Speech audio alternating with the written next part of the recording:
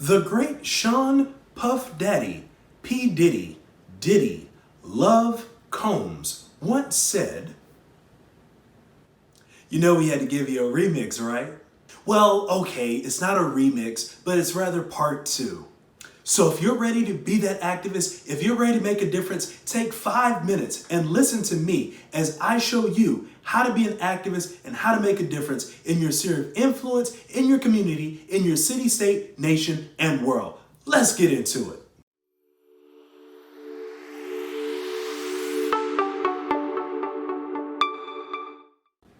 I'm DC Howard. I am the founder and principal coach of Wayineers. If you want to know more about me, as well as this company, go ahead and click on that link right above to be able to get more information. Also, if this is your first time joining us, we actually did a part 1 of this particular series, so you can click on the video that's right there in order to see that as well.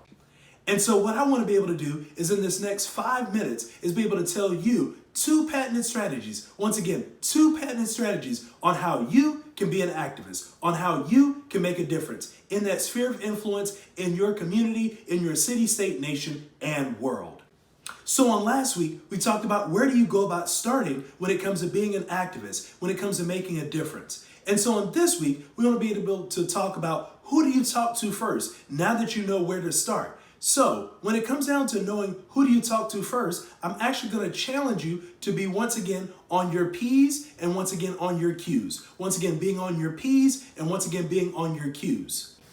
This is so very important because you want to make sure that you're providing the best presentation possible so that individuals will truly begin to understand as well as hopefully also support your stance when it comes to your activism and when it comes to making a difference. And so on this week, when it comes to who to talk to first, once again, like last week, we're going to focus on a word that starts with P, and then we're also going to focus on a word that either starts with or actually has the letter Q in it. And so the first point of our 2 strategies that we're going to talk about when it comes to who do you talk to when it comes to becoming an activist is the word parlays. Once again, the word parlays.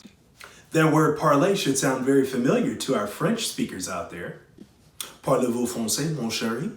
In all seriousness, the word parlay actually is the same sound, but actually is spelled 2 different ways in the English language. We're going to focus on the word parlay, meaning P-A-R-L-E-Y. There is another parlay, P-A-R-L-A-Y, but it's more so focused around gambling and when it comes to bets. And so I'll leave that for someone else to be able to talk about. The word parlay that we're going to be talking about is defined by Webster's Dictionary as a conference with points in dispute. Once again, it's being able to have a conference with points in dispute. And so my challenge to you when it comes to being an activist, when it comes to being able to make a difference, is actually start by talking with individuals that may in fact have an opposing viewpoint of your particular issue and your particular stance. Well, DC, why is it so important to talk with someone that has an opposing viewpoint as mine? I'm glad you asked.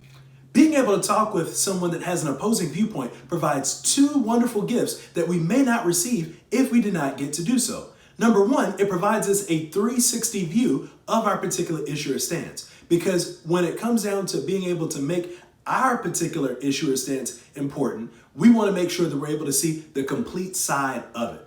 It's also so very important to talk with someone that has an opposing viewpoint because you're also able to see what are the motivating factors as to why they have their particular viewpoint or their particular stance on your issue or matter. Being able to understand motivating factors is very important because when you're speaking with the individual that has an opposing viewpoint from your particular issue or stance, you are now able to make a well-formed argument, a well-formed position that includes their motivating factors in mind that will allow them to potentially change and or evolve in their viewpoints about your particular stance or matter. Now let's mix it up with strategy point number 2. Now, as you engage in this parlay, which is, of course, once again, strategy point number 1. Now let's employ strategy point number 2 when it comes to who do you talk to first in becoming that activist and when it comes to making that difference. Strategy point number 2 is questions. Very, very simple, but very profound. Strategy point number 2, once again, is questions. Once you've allowed the individual of the opposing viewpoint to have a full conversation, to understand and be able to express their view, be very, very strategic in your questions about what they've shared. And so here are the keys that you want to ensure that you do with the questions that you have. Make sure your questions are personable. You want to make sure that your questions are very devoted to what you've just heard, what you've just listened to when it comes to their share of their opposing viewpoint. Being able to ensure that your questions are personable allows for the other individual to realize that you want to make sure that you're treating them with respect, with dignity, and with grace, which is something that ideally, by you being an activist, by you wanting to make a difference, is what you're wanting to have extended to you as well. Make sure your questions are principled. What do I mean by that? That your questions are focused on the actualities of a particular matter, not necessarily the emotions or feelings that are invoked. So let me give an example. Of course, as I've talked about on last week, my issue is Black Lives Matter. So let's say I may be talking with someone that has an opposing viewpoint, and they may say, well, white privilege is not real. A question that I may give when it comes to that particular piece that they think about and that they have that particular belief on is the following. Oh, so you say that white privilege does not exist. Have you ever been in a situation where it seemed as if you received preferential treatment versus the same individual that may have the same qualifications, may have the same particular, if you will, backgrounds as you, but may have been of a different ethnic background?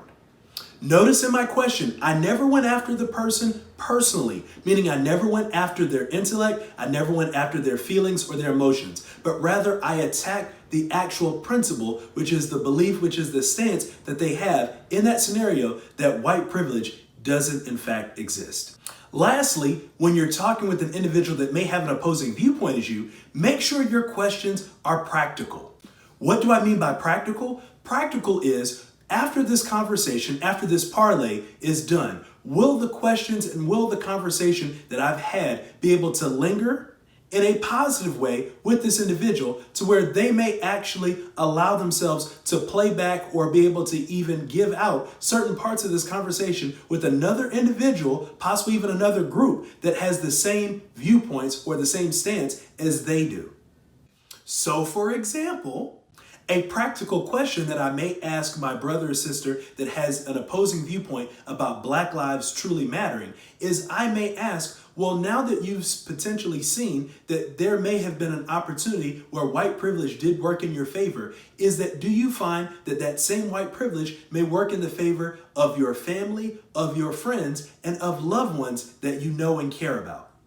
At this point, I may not even be looking for an answer. That question very much so may be rhetorical, but what it has done, hopefully, is that it has planted a seed of potential evolution or potential, if you will, movement in that individual's, if you will, mindset that now maybe the viewpoint that I have could actually shift to the viewpoint that I have and the fact that Black lives do in fact matter.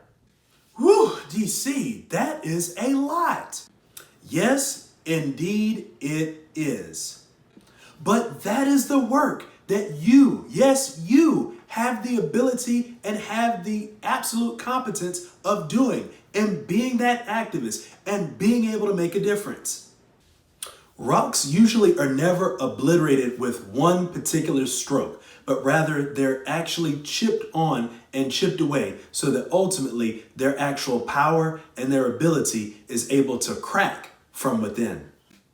What do I mean by that? That means that activism is not usually allowed for change to be fully created with one particular event, one particular capacity, but rather is a multitude of various conversations, of various parlays and questions, just like we talked about today, that is beginning to allow for the movement to shift and allow for mindsets to be changed in order for everyone to be able to see your stance and your belief on your issue or matter. And so there you have it. You now have 2 more strategies in your tool belt on how to be that activist, how to be able to make that difference in your sphere of influence, in your community, in your city, state, nation, and world. When you want to be able to figure out who do you talk to first, have that parlay. That may be a conference, a conversation with points in dispute. But when you do that, make sure you also have your questions that are once again personable, that are also principled, but also are practical. I hope this has been of great help to you. And if you want to know more, stay tuned for a little bit more information about how you can connect with us. Thank you so very much for watching this video. And here are a quick 6 things that I would like for you to do after now watching this video. Number 1, if you really enjoyed the content that you saw today, be able to click a thumbs up to be able to like and support this particular video as well as our channel.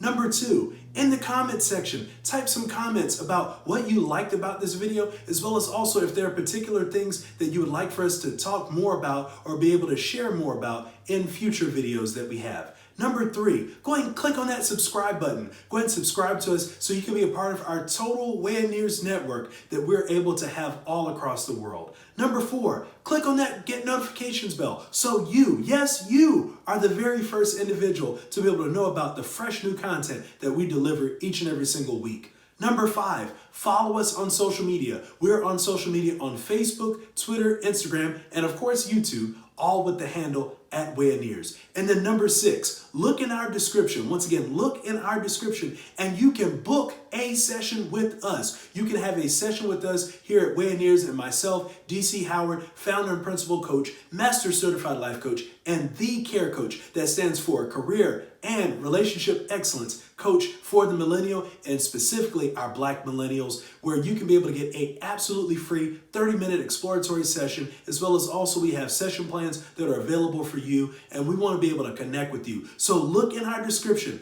Go ahead and go to our website, which is wayineers.com. It's in the description, so click on that as well. Thank you all so very much. Time is the most valuable non-renewable resource, and so we truly appreciate that you spent that time with us here today. And once again, we here at Wayineers want to make sure you reach your destination success by letting us help you calculate your route. Have a great day, have a great weekend, and we look forward to seeing and speaking with you soon.